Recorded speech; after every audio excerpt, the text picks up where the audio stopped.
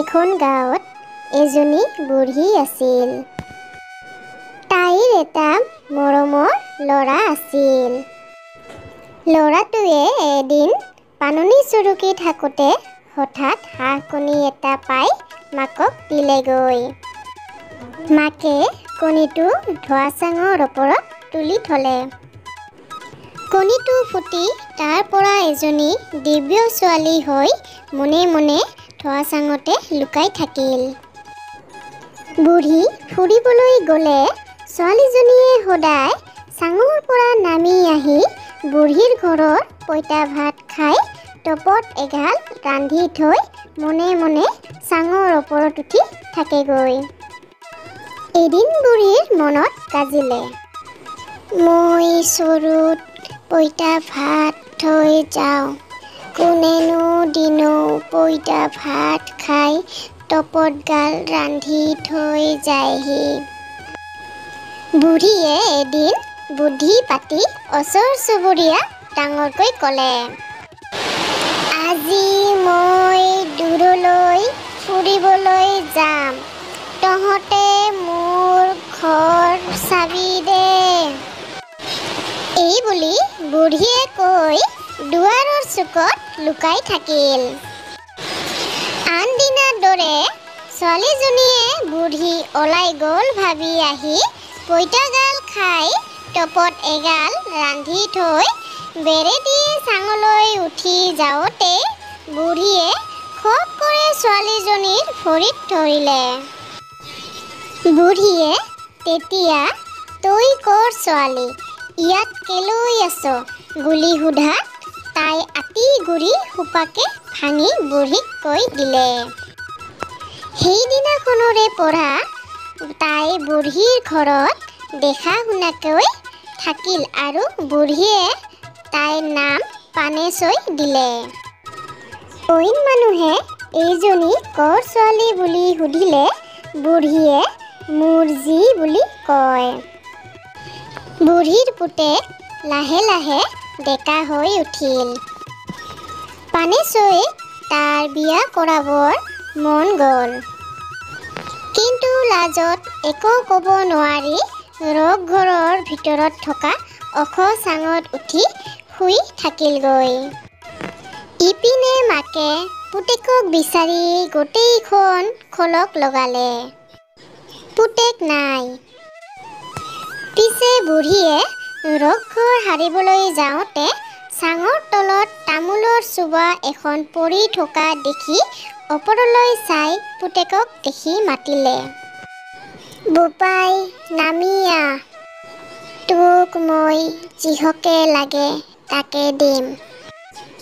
তেতিয়া পুতেকে মাকক ক'লে যে তাৰ পানেচৈক বিয়া কৰাবৰ মন গৈছে।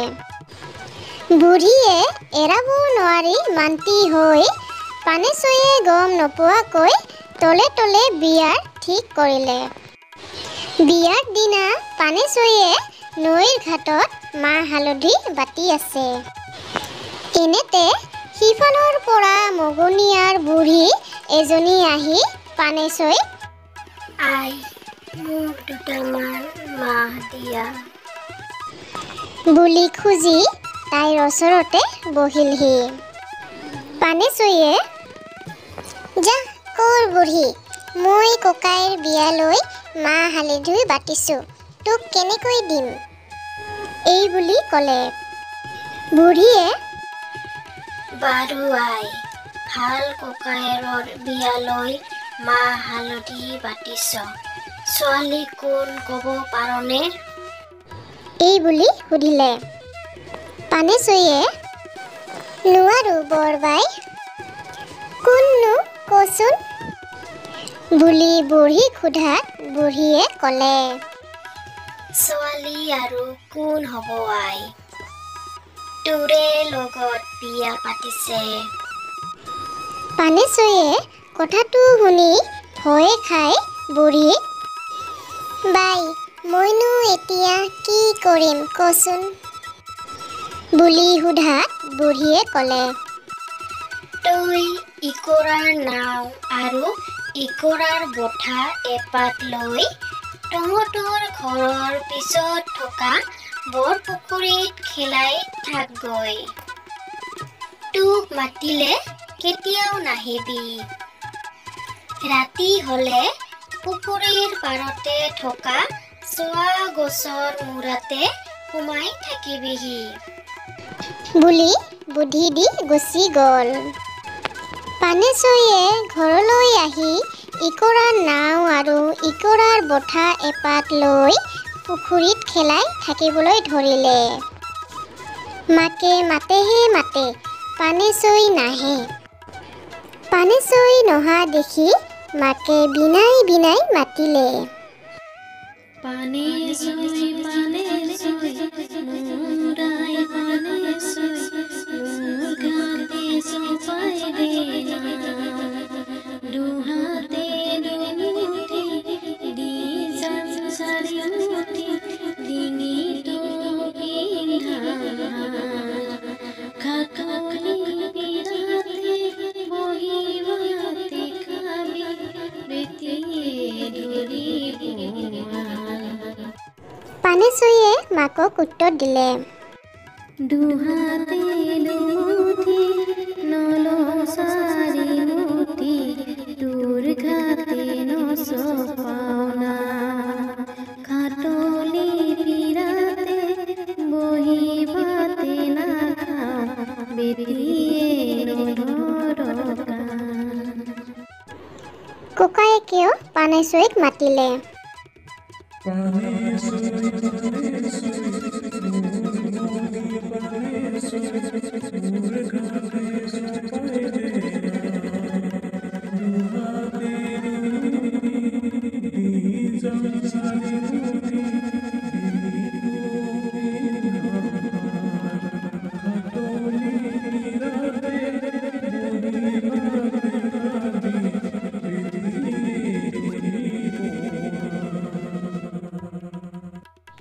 পানেচৈয়ে উত্তৰ দিলে। ককাই দেউ ও মোৰে ককাই দেউ তোৰ ঘাতে নচপাওনা দুহাতে দুমুঠি নলো চাৰিমুঠি ডিঙিটো নিপিন্ধো হাত খাটলি বিৰাতে বহি ভাতে নাখাওঁ বেটিয়ে নধৰকা। আগে আছিল মৰম ককাই দেউ এতিয়া হলাহি স্বামী। পানেচৈয়ে এইদৰে কৈ একোতেই নাহিলত মাক আৰু ককায়েক বেজাৰত ঘৰলৈ গুচি আহিল। দিনত পানেচৈয়ে ইকৰাৰ পাতৰ নাও আৰু বঠা লৈ এইদৰে খেলাই ফুৰে। ৰাতি চোৱা গছৰ মূৰাতে সোমাই থাকে। এদিন ককায়েকে চোৱাৰ মূৰাৰ ওপৰত উঠি বৰশী বাই আছিল।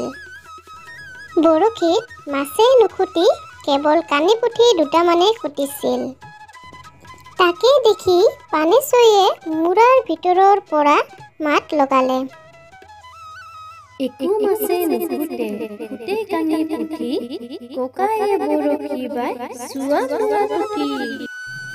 এইদৰে কেইবাবাৰো মাতি আছে।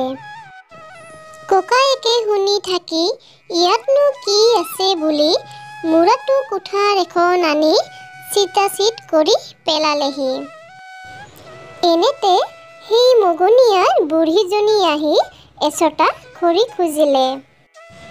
সি খঙত জ্বলি উঠি ক'লে, বেটি, তই মোৰ বিয়াখন ভাঙিলি, এতিয়া আকৌ খৰি বিচাৰি আহিছ।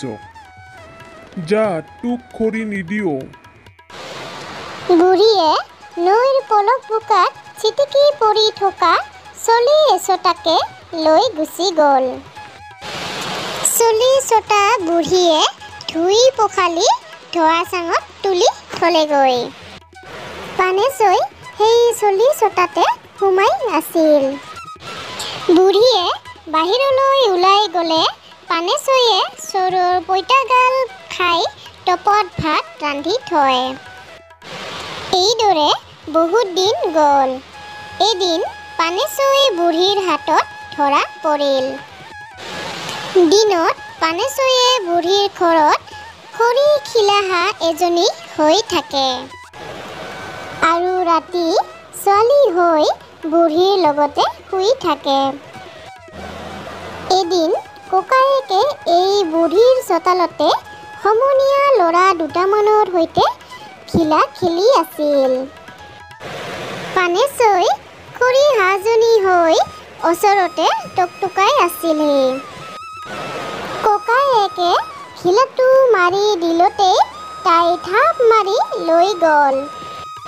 ককায়েকে ভাবিলে, এইজনী হাঁহটো কম নহয়, এই হাঁহ নহয়, যেন কিবাহে।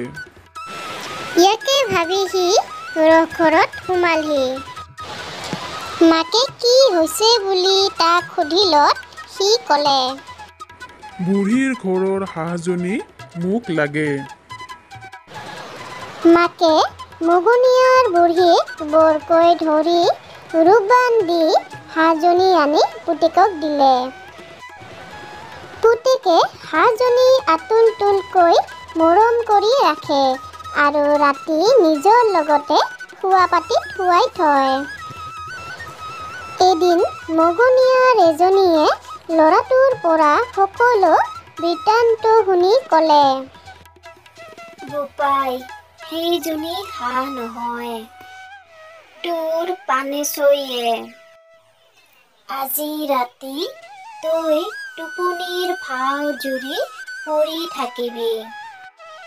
তোক হাঁহজনীয়ে খুটিব, কিন্তু তই নুঠিবি। তেতিয়া তোৰ টোপনি আহিছে ভাবি তাই মুঠ হলাই বাহিৰলৈ যাওঁতে তই মুঠটো জুই একুৰাত সুমাই দিবি। তাই তেতিয়াই ভিতৰলৈ লৰি আহি মুচকচকৈ পৰিব। তেতিয়াই তাইৰ মূৰত তেল পানী নেমু টেঙা থপিয়াই দিবি আৰু বিচনীৰে বিচিবি। তেনে কৰিলে তাই জ্ঞান পাব। এই বুলি মগনীয়াৰ বুঢ়ী গুচি গ'ল। ল'ৰাই ৰাতি ঠিক মগনীয়াৰ বুঢ়ীয়ে কোৱাৰ দৰে কৰিলত। হাঁহজনী এজনী দিব্য ছোৱালী হৈ পৰিল। তাৱে সেই পানেশৈ। ইয়াৰ পিছত সি তাইক বিয়া কৰাই ঘৰ পাতি বহুত দিন সুখেৰে কটালে।